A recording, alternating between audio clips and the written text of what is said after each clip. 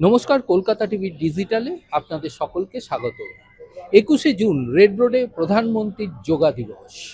যোগা দিবসের পূর্বেই 7 দিন ধরে বন্ধ করে রাখা হয়েছে রেড রোড। যা নিয়েই কলকাতা হাইকোর্টে মামলা দায়ের ইন্ডিয়ান লয়ার্স অ্যাসোসিয়েশনের। মামলার শুরুতেই আইনজীবী বিকাশ রঞ্জন ভট্টাচার্যের দাবি ছিল যে রেড রোডকে 7 দিন ধরে সম্পূর্ণভাবে বন্ধ করে রাখা হয়েছে। 50% যদি এই রেড রোড খোলা থাকতো তাহলে সেক্ষেত্রে মানুষের যাতায়াতের অসুবিধা হতো না। কলকাতা হাইকোর্ট অভিমুখী বিভিন্ন গাড়ি থেকে শুরু করে আইনজীবীরা যখন কলকাতা হাইকোর্টে আসেন, রেড রোড বন্ধ থাকার ফলে তাদেরকে বিভিন্ন সমস্যার সম্মুখীন হতে হয়। অনুষ্ঠানটি ব্রিগেডে করলে কোনো রকম অসুবিধার সম্মুখীন হতো না।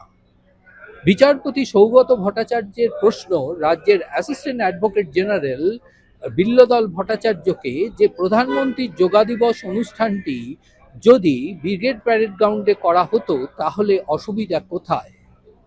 আইনজীবী বিল্লদল ভট্টাচার্য আদালতকে জানান যে প্রধানমন্ত্রীর সম্পূর্ণ নিরাপত্তার দায়িত্ব এসপিজির ওপরে। এসপিজির নিরাপত্তা রক্ষীদের পক্ষ থেকে মনে করা হচ্ছে যে ব্রিগেডে বর্ষাকালে এই ধরনের অনুষ্ঠান হলে তাহলে নিরাপত্তার অভাব অনুভব হতে পারে। সেই কারণেই রেড রোডে করার সিদ্ধান্ত গ্রহণ করা হয়েছে। এছাড়াও রেড রোডের পরিবর্তে বিকল্প রাস্তার ব্যবস্থা করা হয়েছে, যাতে কলকাতা হাইকোর্টের যাতায়াতকারী বিভিন্ন লিটিগেন্ট, কর্মচারী এবং আইনজীবীদের কোনো রকম অসুবিধার সৃষ্টি না হয়।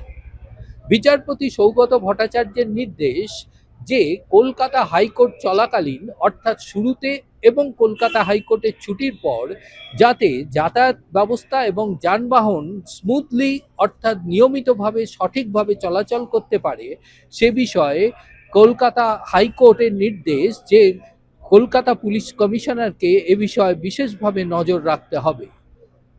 পাশাপাশি বিচারপতি সৌগত ভট্টাচার্যের নির্দেশ যে 21শে জুন অনুষ্ঠান শেষের পর যাতে রেড রোড অতি সত্বর খুলে দেওয়া যায় সে বিষয়ে বিশেষভাবে নজর দিতে হবে।